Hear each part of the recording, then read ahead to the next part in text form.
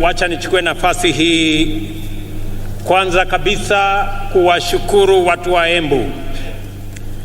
Nilikuja hapa na ndugu zangu wengi, tukaomba kura zenu, mukawa ni watu wangwana, mukatupatia kura zenu, mukatuongezea maombi na Mungu akatupatia ushindi.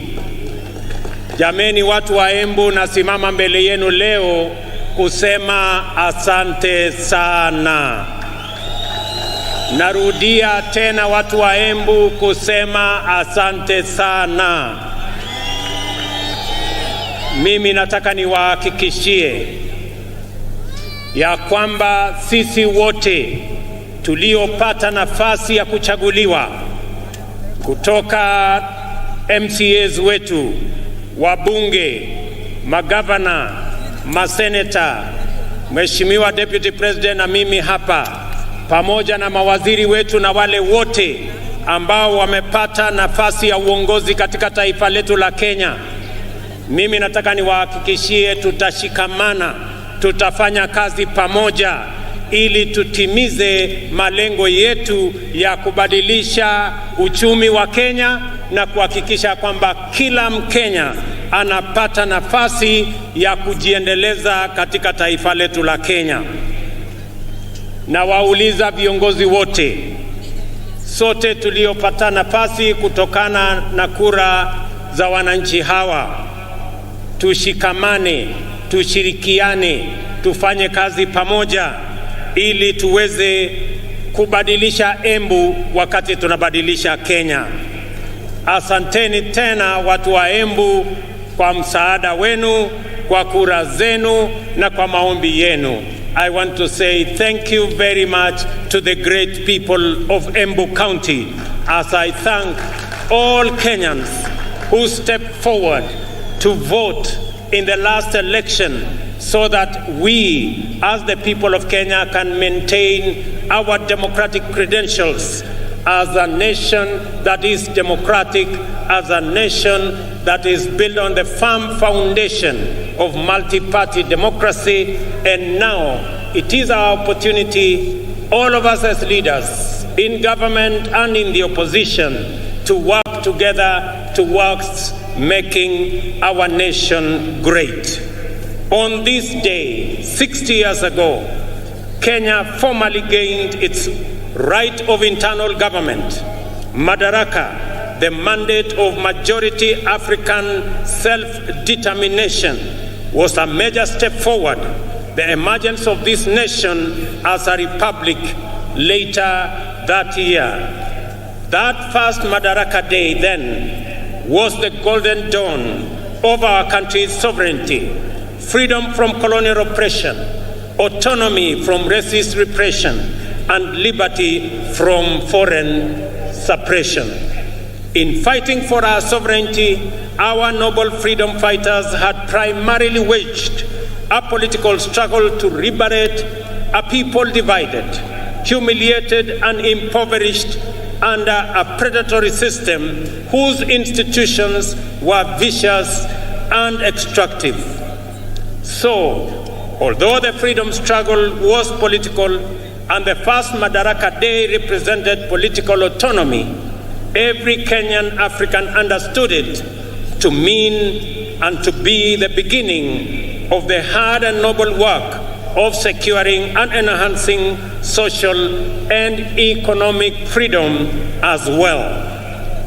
For 6 decades now, the people of Kenya have worked hard with admirable diligence and unwavering determination to perfect the political freedom of their nation through sustained socio-economic progress. In this manner, Kenyans have reiterated their commitment to true freedom by complementing political freedom with freedom from want, freedom from suffering, freedom from ignorance, and freedom from indignity. Our forefathers' historic struggle to vindicate our God-given rights of self-determination entailed tremendous sacrifice and immense determination against a colossal adversary. Ultimately, they triumphed. Similarly, our war against underdevelopment, poverty, unemployment, indignity, and vulnerability has been daunting. Yet, we have made steady progress year after year over 6 years of freedom. At the heart of our struggle for freedom, both before and after independence, is the distinctively Kenyan spirit of determination that is nevertheless flexible, consistency which is innovative, pragmatism that is also hopeful, and faith strong enough to take chances. The sacrifices required were inspired by a spirit that is truly unique, which transcends ordinary decision-making. We recognize that spirit even now. It lives in the heart of every Kenyan who wakes up early to give their best, try their luck, knock on doors, and chase their dreams. We see it every day when we see traders, artisans, farmers, and other workers braving the scorching sun and enduring cold rain in pursuit of livelihood. We also witness in teachers, nurses, police officers, extension officers, and technicians who go far from their comfort zone, often beyond the call of duty, to attend to Kenyans in their communities throughout all villages, all corners of our great republic. This noble ethic of willingness to struggle by working hard and embracing risk, and of determination to achieve positive change in great leaps as well as in little installments, has brought us far and will take us beyond the horizon of our destiny. Today, I join all Kenyans to celebrate our magnificent collective achievements and the spirit of brave endeavor which inspired them 60 years ago and sustain us today. This celebration speaks to the sustained effort we have invested in perfecting our national mandate of self-government. I will highlight the wonderful ways in which we have stewarded political freedom into democratic maturity, enhanced economic freedom by empowering enterprise, and expanded social freedom by securing dignity.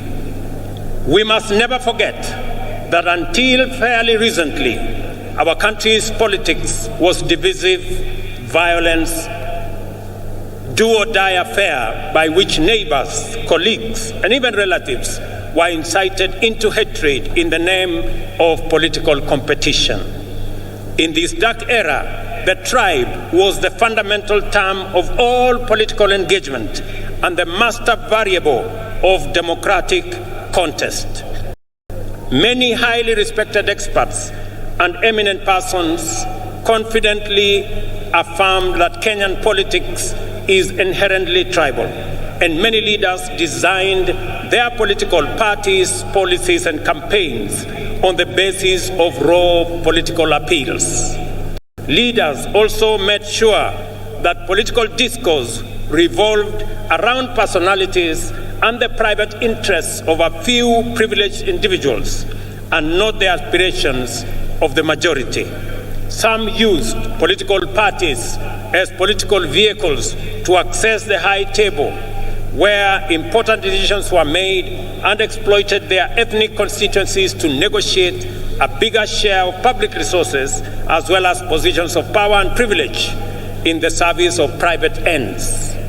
For decades, Kenyans understood that this perverse political culture not only defiled our democracy, but also obstructed the spirit of daring and achievement, arresting our collective progress. The people of Kenya, therefore, yearned for freedom from the tyranny of political personality cults, toxic tribal discourse, and the violence they engendered.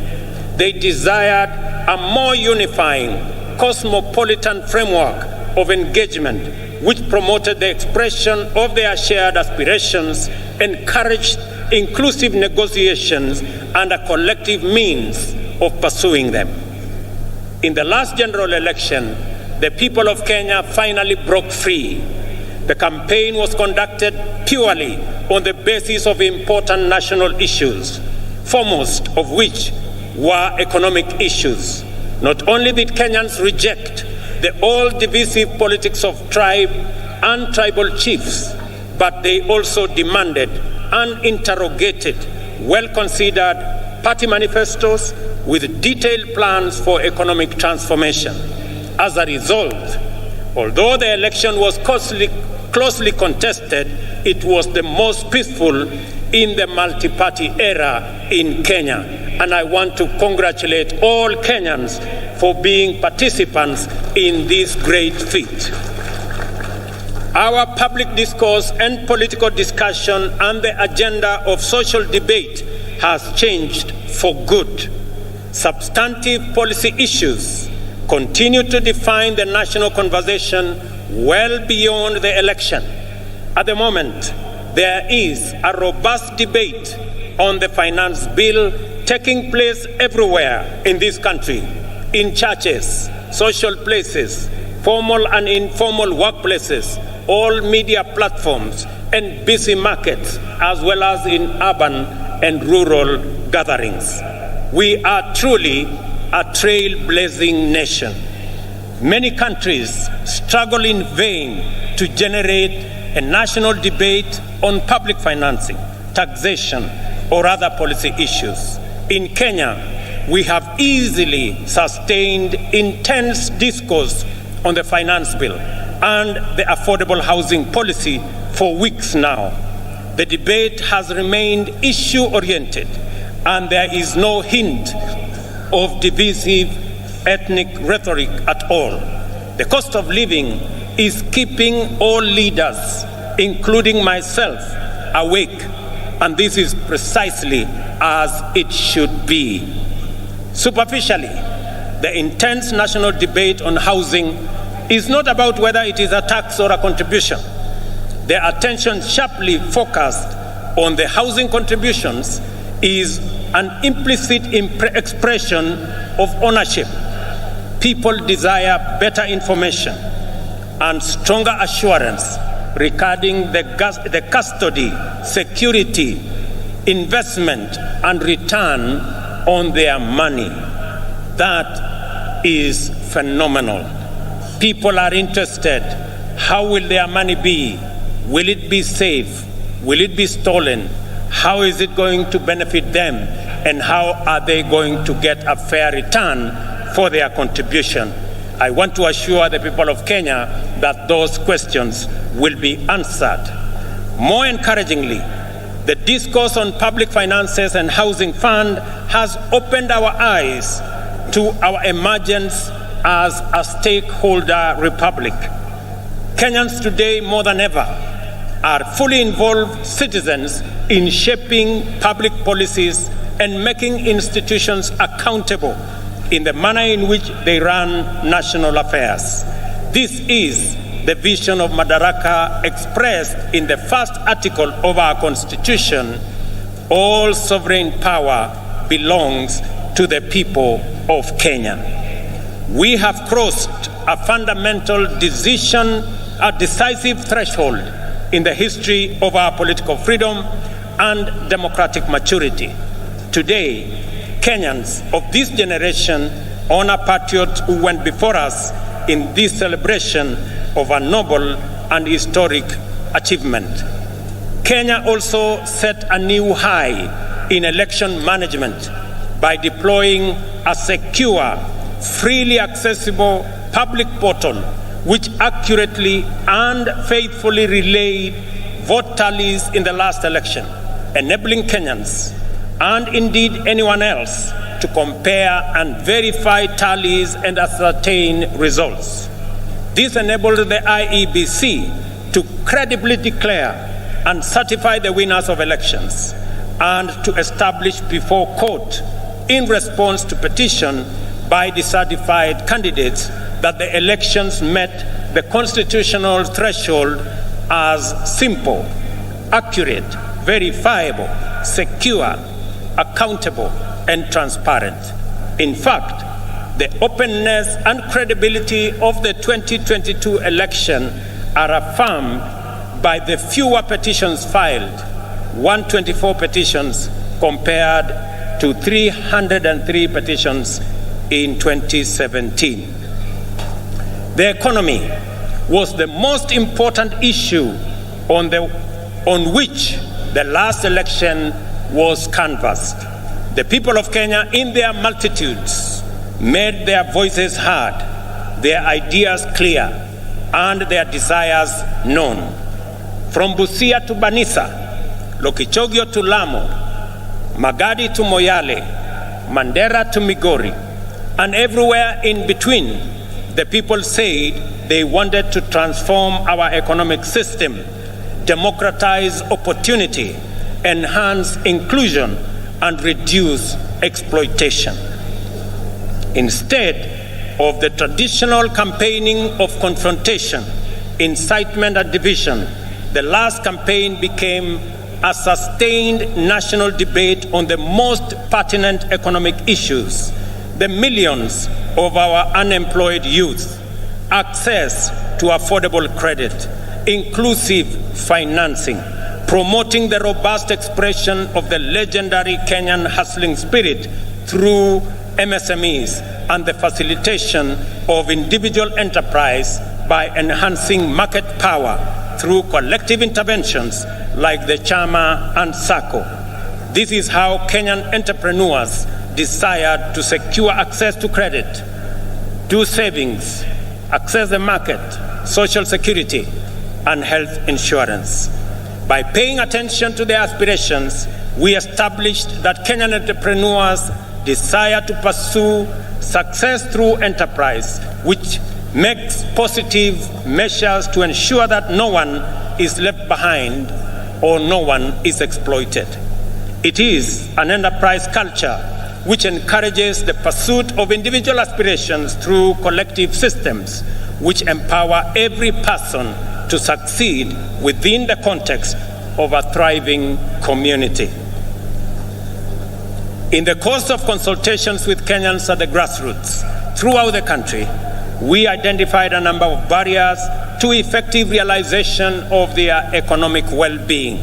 The first was the bureaucracy in regulation and compliance, including tax administration.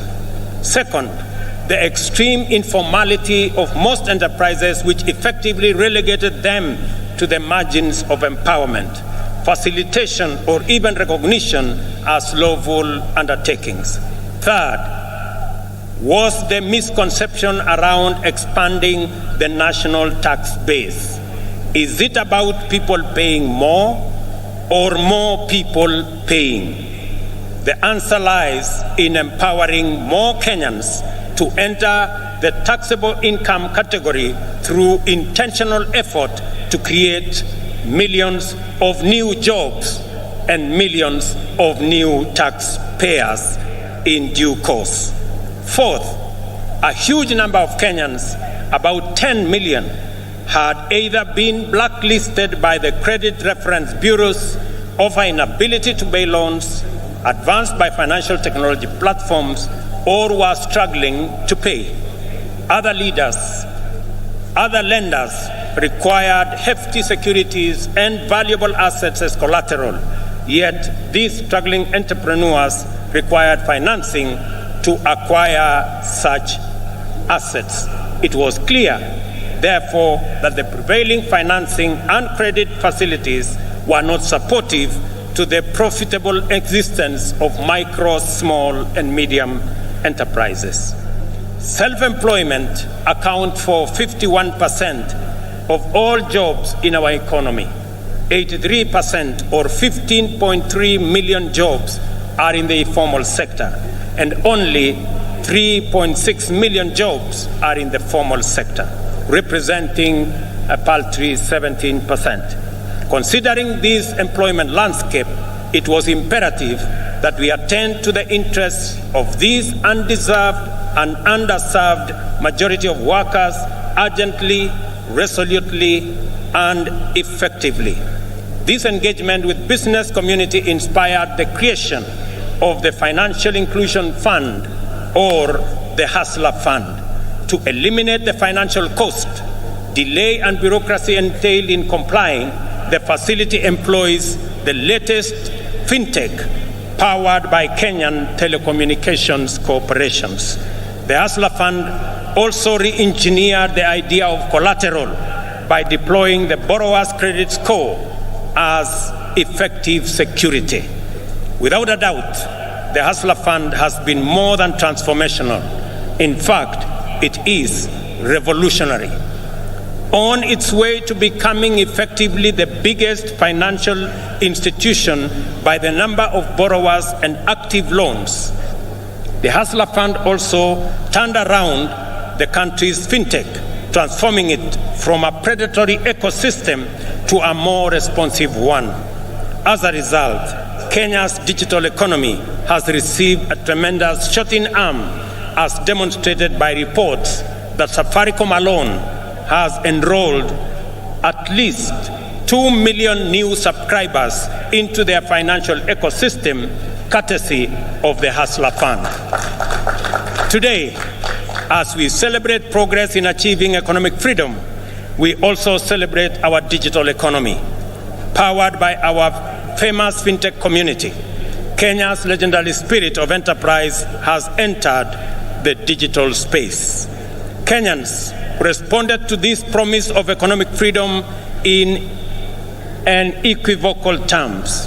The total number of digital transactions now at the Hustler Fund stands at 42.5 million, through which 20.2 million Kenyans have accessed nearly Kenya shillings 30 billion and repaid close to 20 billion, with 7 million Kenyans being constant and repeat customers.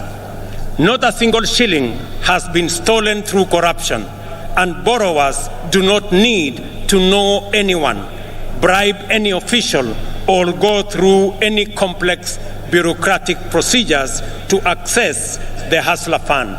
They only need a device, a little airtime, and a few minutes, and they are all able to get money wherever they are. The second product of the Hustler Fund will usher our unique collective-driven competitive market enterprise to the online domain. To promote inclusion, the Hustler Fund is going to deploy groups such as chamas and SACCOs, overcome exclusion and barriers to participate in credit savings, social security, health insurance, and other socioeconomic amenities. This is how we will use policy and technology innovation to mainstream our way of life. We are committed to leveraging fintech in ensuring that no one is left behind in the financial and entrepreneurial inclusivity revolution. I am delighted to announce that today, during this celebration, I shall be launching the second product of the Hustler Fund, which is aimed at facilitating people access funding through groups. I am sure that this will be very good news to my good friend Shiko in Madaraka market, who, like many informal business entrepreneurs, were ready for this innovation even before we launched the first Hustler Fund product. I am glad that this launch of the group loan product is taking place against the backdrop of the phenomenal success of the Hustler Fund personal loan product. I expect that this product will encounter even greater appetite from the market. As I have already mentioned, your credit score will determine the amount you can access and the amount you will continue to receive. Thus, we have equalized the formal and informal systems, enabling both to enhance their complementary contribution to jobs and wealth creation from an equal footing. As we celebrate this increase in our economic freedom, today we also celebrate the democratization of the Kenyan economy.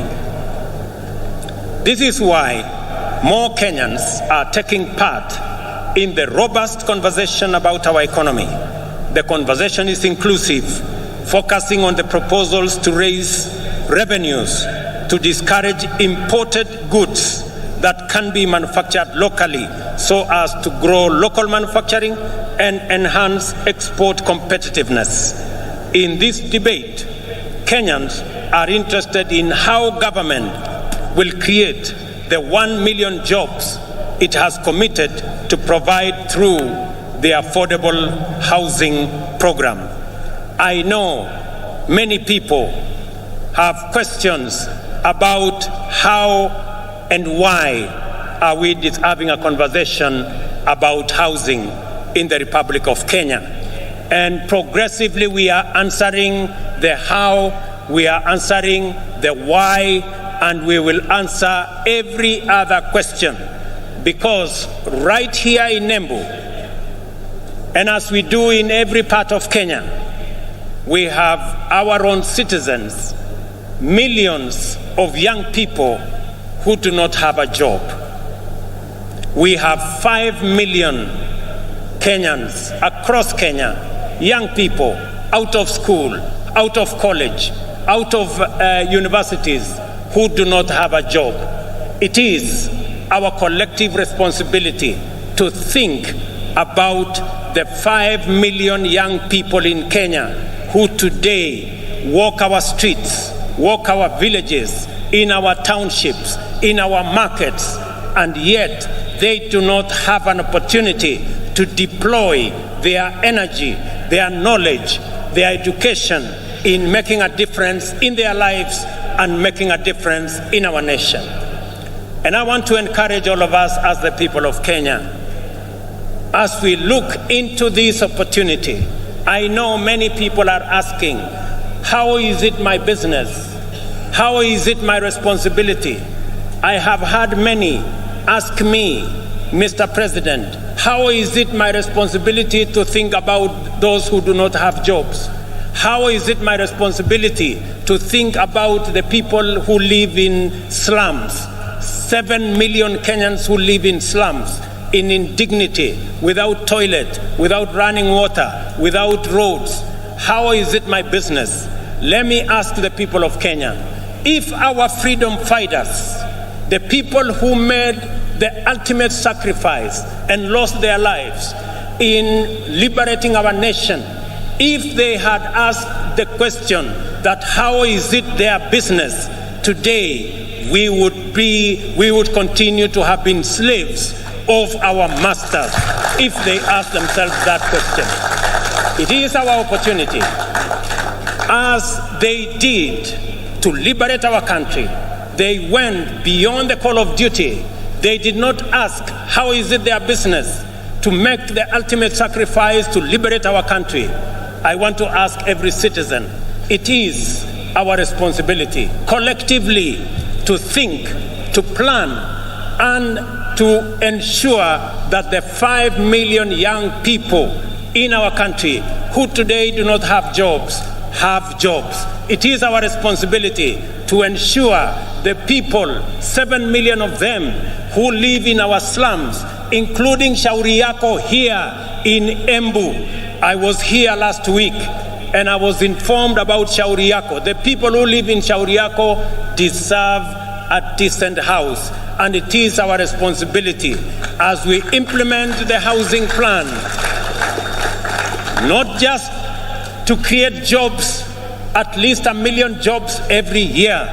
It is also our responsibility to grow our manufacturing, because housing will make sure that our entire manufacturing value chain, from the cement in our factories, to the steel in our factories, to the doors and windows and hinges in our Juakali sector and our construction products industry, to the sand harvesters, to all the people who will be working in our construction sites, to the accountants and engineers and all the architects and all the technicians and the electricians, to every sector, the millions of young people that will be employed in this sector, is sacrifice enough for us who are employed to make that contribution to the hustler fund, to the housing fund, so that we can bring around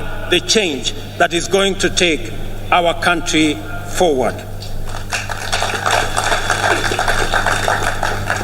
Our vision for affordable housing program is premised, firstly, on the objective of creating 1 million direct and indirect employment opportunities throughout every value chain in the housing development ecosystem.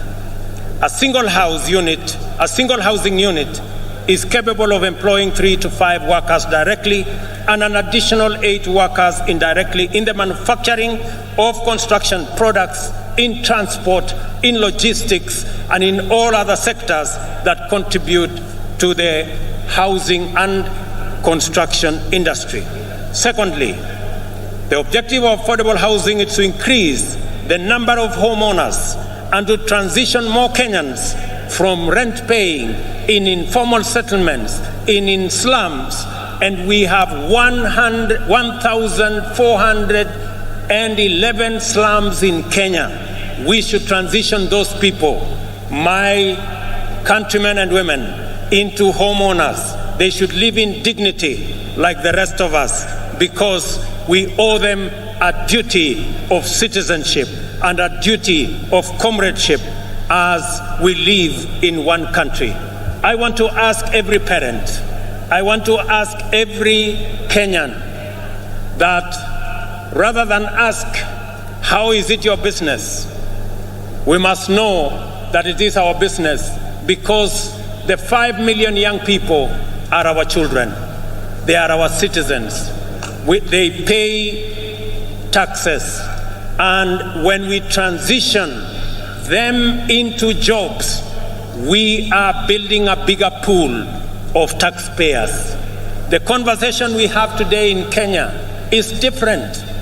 I did promise the country 3 years ago that we are going to change the conversation. That the conversation is not going to be anymore about leaders. It is going to be about citizens. It is going to be about those who do not have jobs. It is going to be about our manufacturing. It is going to be about the millions who live in informal settlements. It is going to be about the people. I told the country that we are going to change the conversation. It is not going to be about changing the constitution and creating positions for leaders. It is going to be about changing the economy and creating opportunities for millions of young people, including the many who are today in our streets and villages, the millions of young people who are looking up to us to provide them with opportunities to work.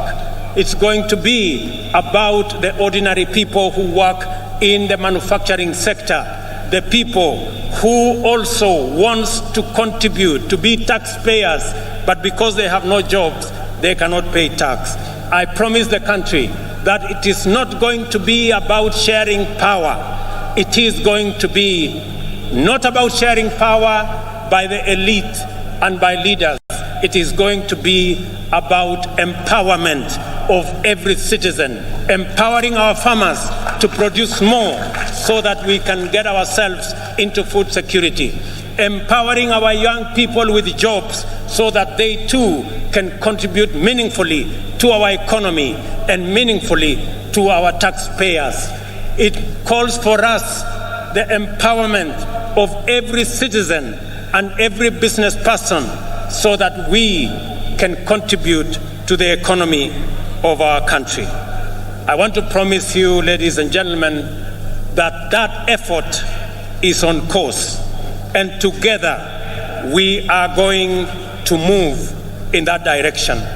To enhance our national productivity, we are prioritizing the consolidation, processing, and value addition of our agricultural products. You just heard my dear sister, Governor of Embu, say, right here in Mashanga, we are going to build an aggregation and industrial park so that the people of Embu, and as we do it in Embu, we are doing it in every county in the Republic of Kenya.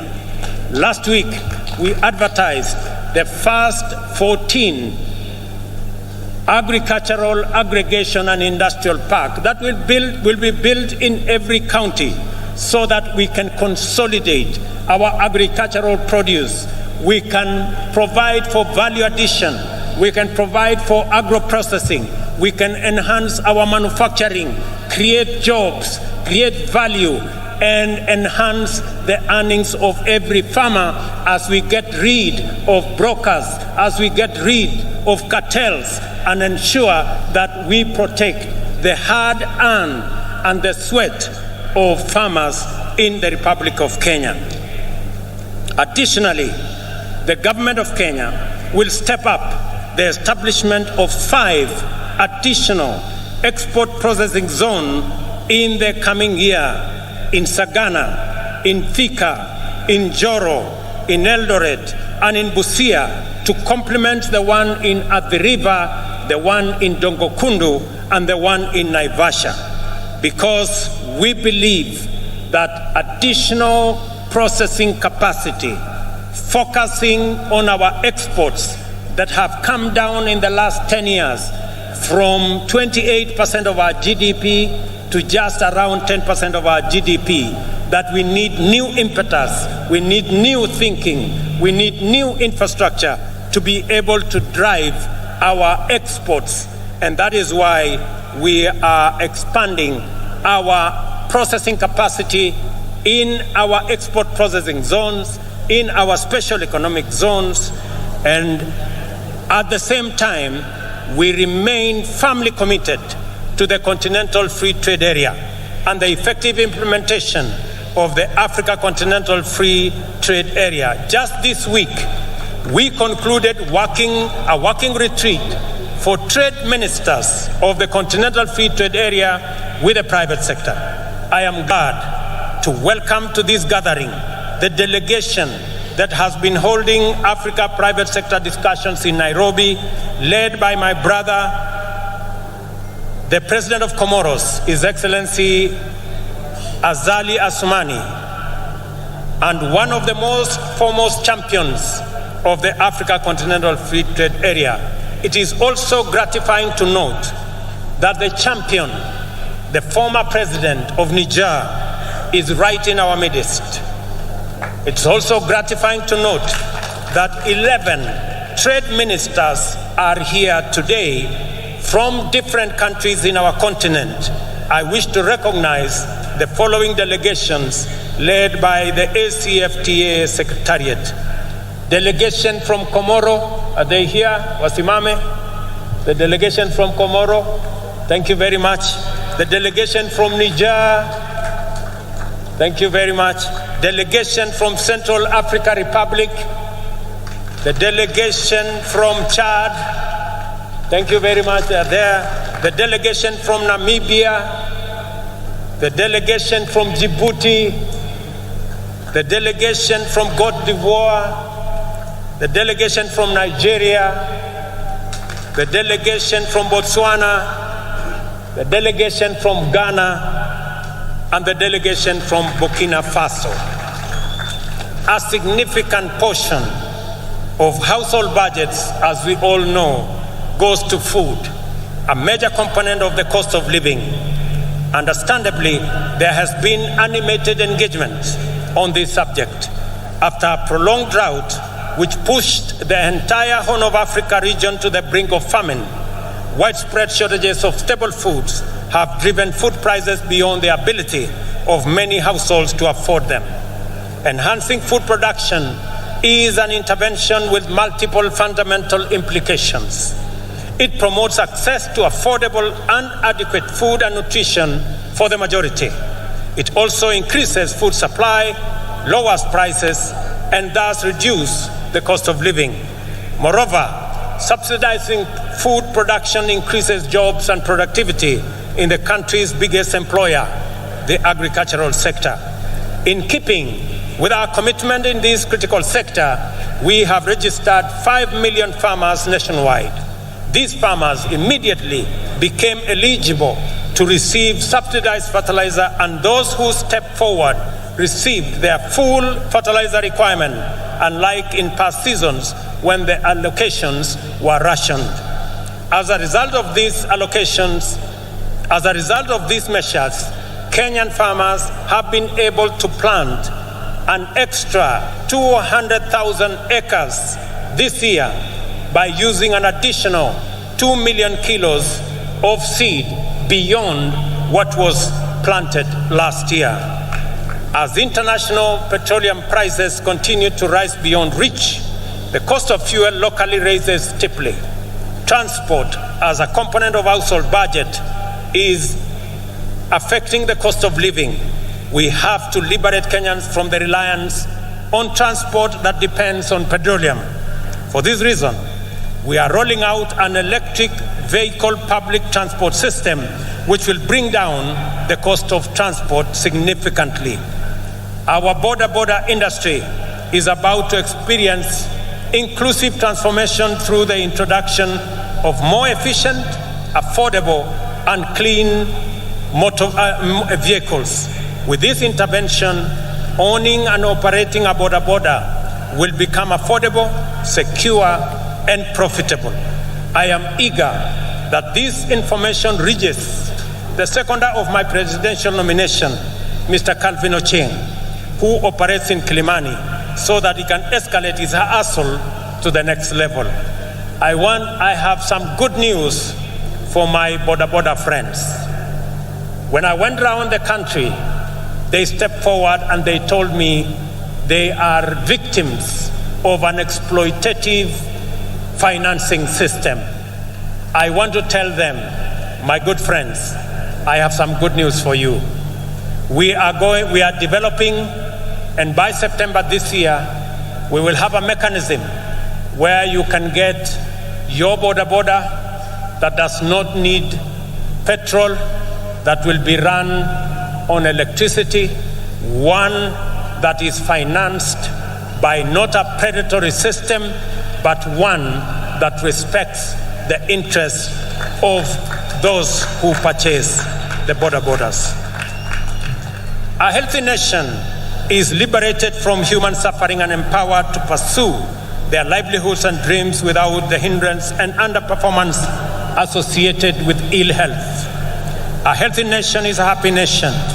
Freedom from disease is therefore a primary plank of our agenda to perfect self-government. We are committed to do affordably, inclusively, and in a manner that enables Kenyans to receive quality medical attention from the comfort of their homes. Towards this end, we are reforming the National Health Insurance Fund to meet the urgent needs of Kenyans at the bottom of the socio-economic structure by actualizing its purpose as a social medical insurance facility. Secondly, we have committed to deliver universal health coverage that enables every Kenyan attain dignified health care at the minimum cost of subscription fee. Thirdly, we have collaborated with county governments, whom we support wholeheartedly, and I want to commend all county governments for the exemplary work they are doing around health as a devolved function. We have collaborating with the county governments to recruit community health workers, promoters throughout the country. 100,000 of them will be recruited under this program, and this number will make every one promoter available for 100 households. This means that each promoter will be tasked with visiting Kenyans at their homes to determine whether any condition need to be managed through healthier lifestyle or basic medical attention. They will also be tasked with enabling patients with chronic conditions manage their medication, diet, and general well-being in a manner that makes hospitalization sometimes unnecessary. Finally, the promoters will facilitate early detection of conditions for referral to comprehensive attention in the spirit of effective healthcare management. Ladies and gentlemen, the imperative of Madaraka mandates us to build a strong, democratic, prosperous nation through the successful pursuit of high productivity and competitiveness.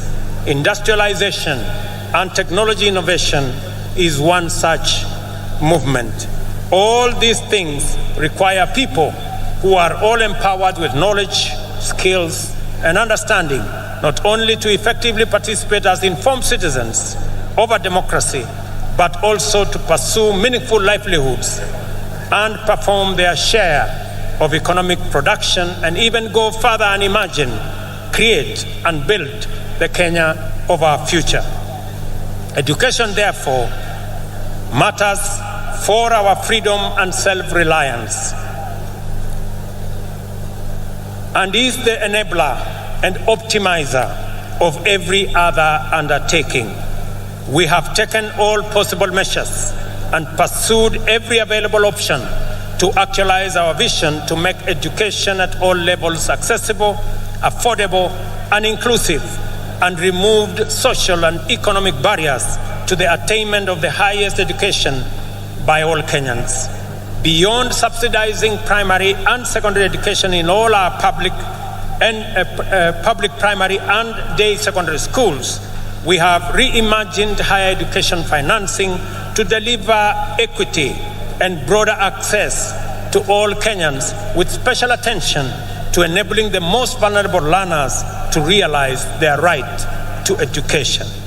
We have also employed 35,000 teachers in a historic and unprecedented drive to improve the national teacher-pupil ratio and enhance performance.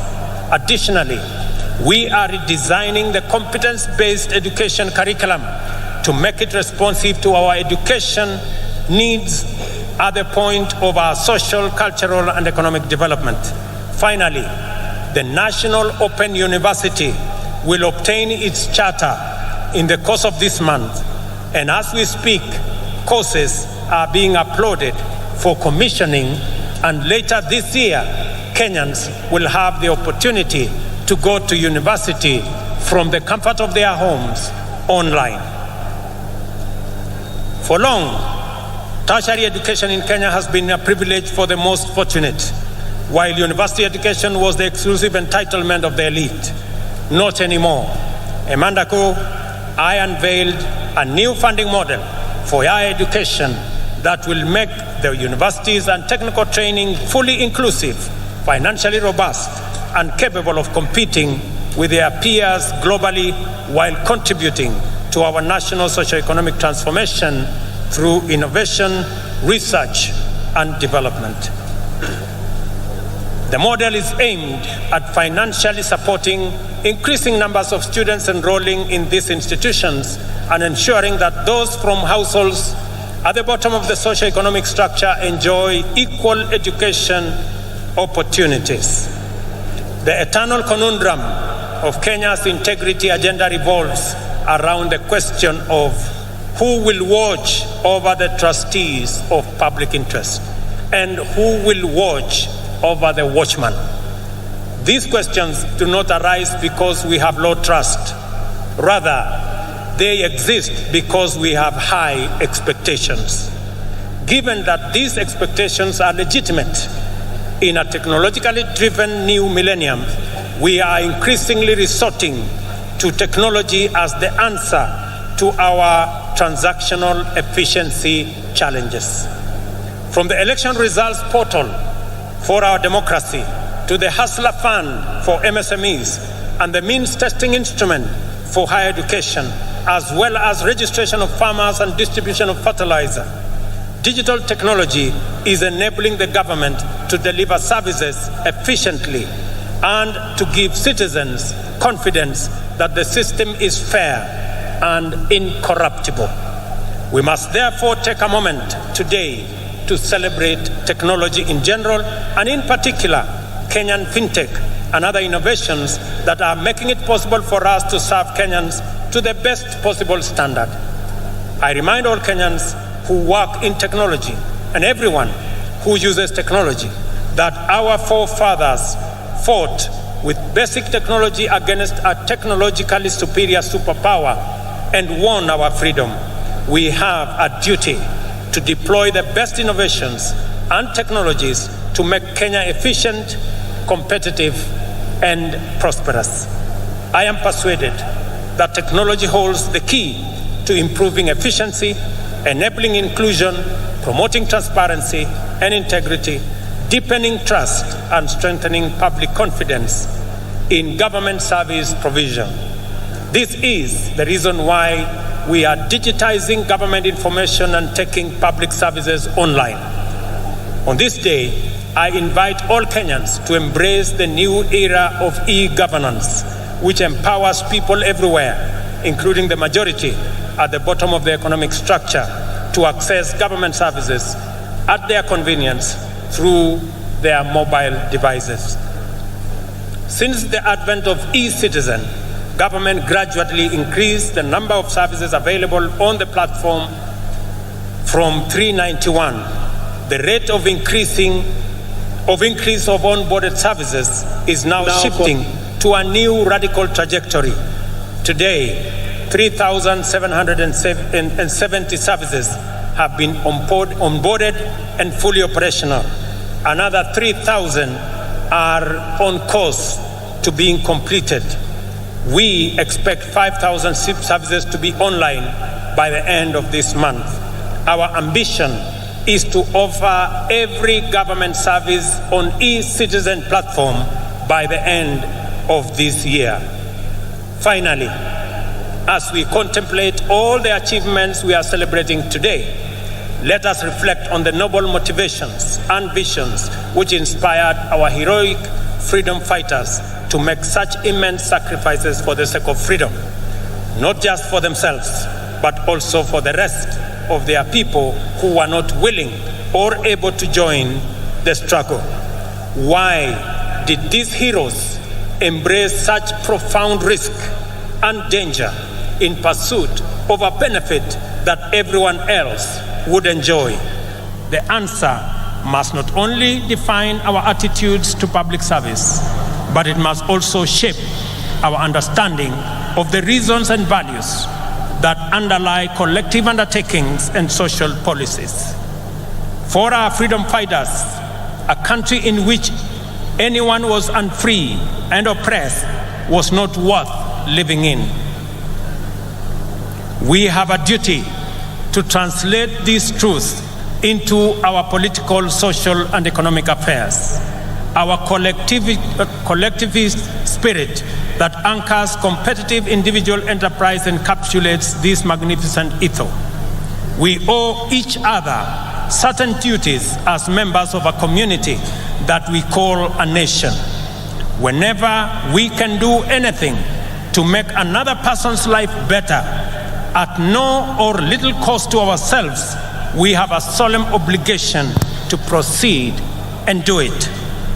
There is a fundamental level at which we are morally obligated to think about our duties to the unemployed youth, vulnerable communities struggling in slums, and other people at risk of exclusion. Their struggle for dignity as human beings appeals to our duty of moral consideration. Their complicated pursuit of livelihood can potentially complicate our stable prospects. No human is an island. In community lies power, and to unlock that power, we must attend to our values and perform our obligations. That is why freedom fighters consider the inherent morality of their cause to be sufficient reward. For example, those of us who are earning Kenya shillings 200,000 monthly will pay only 2,500 to build a fund that will help create millions of jobs for millions of our young people and bring a meal on the tables of many hustlers. This is a worthwhile contribution to make for the greater good of our nation, as indeed the freedom fighters who came before us did. As we continue to make progress in our pursuit of the transformation of our economy from the bottom going up, we must remain vigilant that no one is left behind and no resources are lost to waste and corruption. Public servants must ensure that public resources must be utilized solely and exclusively for purposes that serve the interests of all our people. I have made a personal commitment to use all instruments and authority at my disposal to curb waste and eliminate theft. I will not permit greed, lawlessness, or impunity. Ladies and gentlemen, it is our collective duty, sisi wote kama Wakenya. Mimi nimekuja hapa Embu katika sherehe hii ya muhimu ya Madaraka ili tukubaliane kama wananchi vile wale waliotutangulia bila ya kujali watapata nini walipigania uhuru wetu, damu yao ikamwagika, wengine wakauawa, lakini hawakurudi nyuma, kwa sababu kama wangerudi nyuma leo tungekuwa watumwa wa wale walikuwa wametutawala. Na ndio tunajiuliza kama taifa, kama Wakenya, it is the moment for us to ask, what can I do for my nation? Not what can my nation do for me? Both questions must be answered in the affirmative. Sote kama wananchi wa taifa la Kenya tumesema ya kwamba jambo la muhimu ambalo lilikuwa katika uchaguzi uliopita ilikuwa ni maneno ya uchumi wa taifa letu la Kenya. Ilikuwa ni maneno ya wananchi mamilioni vijana wetu ambao hawana ajira. Ilikuwa ni kati ya wale watu wengi hawana uwezo ya kupata mkopo kwa sababu hawana title deed, hawana logbook. Leo ni jukumu letu kuhakikisha hata na wao wako na uwezo, wako na njia ya kupata mkopo wajiendeleze maisha yao. Leo katika Embu hapa, wale walio katika vyama, wale walio katika sako, leo tunaanzisha Hustler Fund Stage 2 ambayo itatoa pesa kati ya shilingi 20,000 na shilingi 1,000,000 kwa vikundi ambazo zitajisajili ili tuweze kufikisha mambo ya kupata mkopo kwa wananchi wengi. Vile vile katika mpango wetu wa ujenzi wa manyumba, nilikuwa hapa Embu wiki iliyopita, tumeanzisha ujenzi awamu ya kwanza, nyumba 100 kati 400 ambazo ni awamu ya kwanza. Nimesema nitarudi hapa Embu kama vile nitaenda sehemu zote za taifa letu la Kenya ili tuweze kujenga nyumba 200,000 kila mwaka katika taifa letu la Kenya. Hizo nyumba 200,000 zitatupatia ajira ya vijana 1,000,000, zitatuwezesha kampuni zetu za simiti, kampuni zetu za chuma, wale wanaotengeneza viti, wale wanaotengeneza milango, wale wanaotengeneza madirisha, wale mafundi, technicians, masons, carpenters, electricians, engineers, architects, quantity surveyors, wale wanaofanya kazi katika transport sector, madereva wetu, makanga wetu, wote watajumuika na tutakuwa na nafasi ya kupanga na kutengeneza ajira katika taifa letu la Kenya. Tuwaondoe vijana wetu ambao wako mitaani, wako masokoni, wako katika vijiji, wamemaliza shule, wamekamilisha college, wamemaliza university, lakini hawana ajira. Ni jukumu letu kama taifa kupanga ili vijana milioni 5 wasiokuwa na ajira katika taifa letu la Kenya, na wanaongezeka 1,800 kila mwaka, tuwapangie ajira, wajisimamie na watusaidie kuendesha taifa letu, na pia wao wachangie katika kulipa ushuru, tuweze kujiondoa kama taifa kwa madeni na tujisimamie kama taifa letu la Kenya. Na wauliza Wakenya wote, jameni, bila ya kuulizwa maswali ya kwamba mbona ni jukumu langu vipi, tujue ya kwamba wale watoto ambao wanahangaika madukani, barabarani, vijijini, hawa vijana ni watoto wetu, hawa vijana na Wakenya wenzetu. Tujiulize vile vile wale Wakenya wanaishi katika vitongoji duni, zaidi ya Wakenya milioni 7. Jameni, tuwaokoe pia, hata na wao wanafaa kuwa na makao ya kutosha, makao ambayo inawapatia heshima, na ni jukumu letu sisi zote kama taifa moja, taifa la Kenya. Mimi nawashukuru sana. Mimi nimefurahi kwamba leo katika Kenya mjadala sio ya kabila hii na kabila ile. Mjadala ni moja, ni vipi tutahakikisha ya kwamba watoto wetu wanapata ajira. Mjadala ni vipi kampuni zetu za manufacturing zitaendelea mbele. Ni vipi tutakuwa na mpango wa kila Mkenya kupata mkopo. Ni vipi tutasaidia wakulima wetu watuzalishie chakula, tuondoe aibu ya njaa. That is the conversation of our lifetime, and that is a positive conversation in the Republic of Kenya. Mimi nawashukuru sana kwa kutukaribisha hapa Embu. Nimefurahi sana watu wa Embu.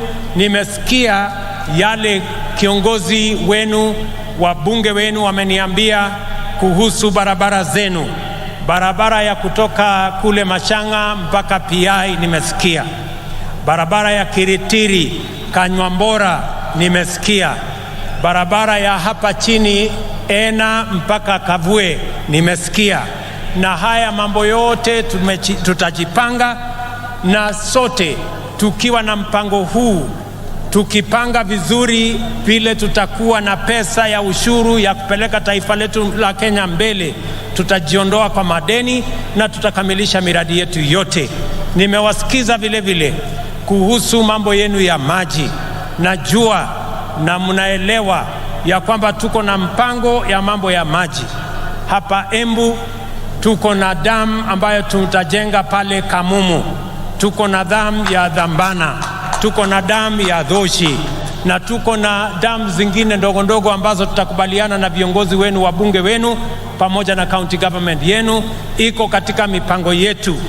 Haya mipango yote ni kwa manufaa yenu, na ni jukumu letu sote tuungane kama watu wa Embu, kama watu wa Kenya, ndio tuweze kutekeleza haya mambo mazuri yote ambayo yatatupeleka mbele kama taifa letu la Kenya.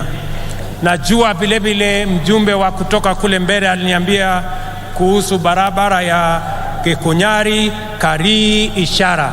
Pia hiyo barabara tutaishughulikia, na zile zingine zote ambazo hazijatajwa hapa.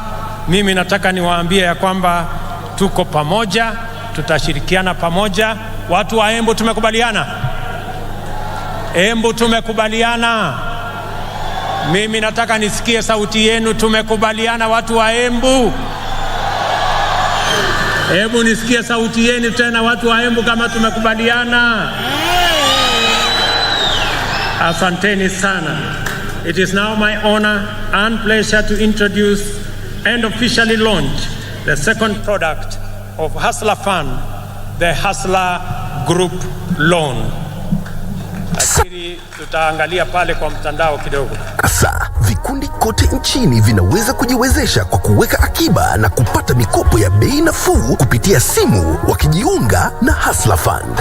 Kupitia Kupitia mradi huu wa serikali, vikundi vya watu 10 na zaidi vinaweza kupata mikopo kwa urahisi kwa ajili ya kutimiza mahitaji yao na ya kibiashara. Kikundi kitapokea mkopo wa Hustler Fund moja kwa moja kwenye simu ya aina yoyote, popote alipo, bila kujaza fomu au kutozwa dhamana. Maelezo ya credit score yatatumwa kwa wanachama wote. Vikundi vinaweza pata kiwango chochote cha pesa hadi milioni 1 kwa riba ya 7% kwa mwaka. Kila mwanachama atachangia kwa credit score. Kwa hivyo, mlipaji mwema ni wa dhamana kubwa kwenye kikundi. Kila wanapolipa haraka, kiwango cha mkopo cha kikundi kinaongezwa. Kusajili kikundi chenyu kwa Hustler Fund, mwenyekiti anafaa kubonyeza *254#. Chagua Hustler Groups. Bonyeza 1 kuchagua kikundi chake na akubali masharti ili aweze kupata mikopo na kuwatumia wanachama wenzake. Hustler Fund, jiinue, jiendeleze. Asante sana. Tunashukuru sana. Thank you very much.